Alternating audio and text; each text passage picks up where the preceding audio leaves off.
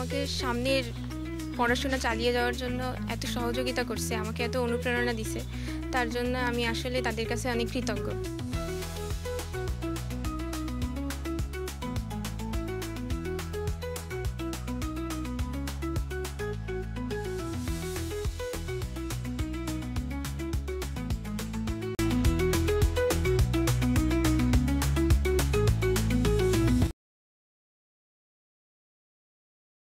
চলমান যে কার্যক্রম রয়েছে তার অধীনে আমরা বিভিন্ন সময় বিভিন্ন শিক্ষা প্রতিষ্ঠানের শিক্ষার্থীদের শিক্ষা সামগ্রী থেকে শুরু করে নিয়মিত প্রত্যেক শিক্ষার্থীকে প্রতি মাসে তাদের ক্লাস অনুযায়ী বিভিন্ন আকারে বড় অঙ্ক প্রদান করা হয়, যার মাধ্যমে সে তার শিক্ষা কার্যক্রমকে এগিয়ে নিতে পারে।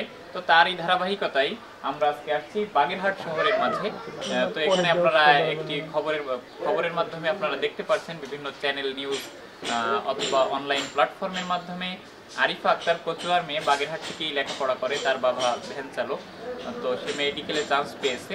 তো আপনাদেরকে একটা বিষয় জানিয়ে রাখতে চাই যে আমরা শুধুমাত্র তার কাছেই প্রথমবারই আসি নাই, এর আগেও সে যখন মেডিকেলের স্বপ্ন দেখতো, পড়াশোনা করতো, তখন তার কাছে আমরা শিক্ষা সহায়তা হিসাবে ফর্ম দিয়েছি, যার মাধ্যমে সে অর্থ পেতে পারে।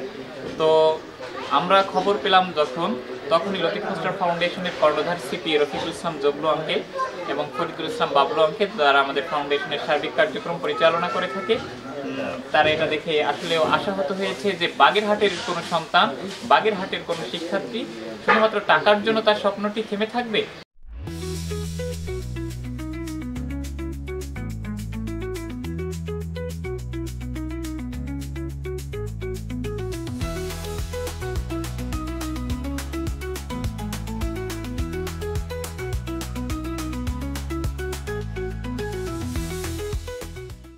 আমার এই দুর্দিনে লতিফ মাস্টার ফাউন্ডেশনকে আমার পাশে দাঁড়ানোর জন্য অনেক ধন্যবাদ। তারা যে আমাকে সামনের পড়াশোনা চালিয়ে যাওয়ার জন্য এত সহযোগিতা করছে, আমাকে এত অনুপ্রেরণা দিছে, তার জন্য আমি আসলে তাদের কাছে অনেক কৃতজ্ঞ। আমি চাই তারা আমাকে এভাবে সাহায্য করুক, যাতে করে আমি ভবিষ্যতে একজন ভালো ডাক্তার হয়ে দেশের মানুষের সেবা করতে পারি। যেভাবে তারা আজকে আমাকে সাহায্য করছে, আমি যেন এভাবে আমার মতো আরেকজনকে সাহায্য করতে পারি। সুন্দর লাগতেছে যারা আমার এই গরিবের একটা বাচ্চার দিক থেকে যারা তাকাইছে, সারা জীবন আমি মরার আগে দিয়ে তো আমার স্মরণ থাকবে যে তাদেরকে আল্লাহ সবাইকে ভালো রাখুক, বাগেরহাটবাসী সবাইকে ভালো রাখুক। আমি একজন অশিক্ষিত মানুষ, আমি কি আর বলবো। আমার এই গরিবের বাচ্চার দিক যারা তাকাইছে তাকে অনেক অনেক ধন্যবাদ এবং কৃতজ্ঞতা জানাই।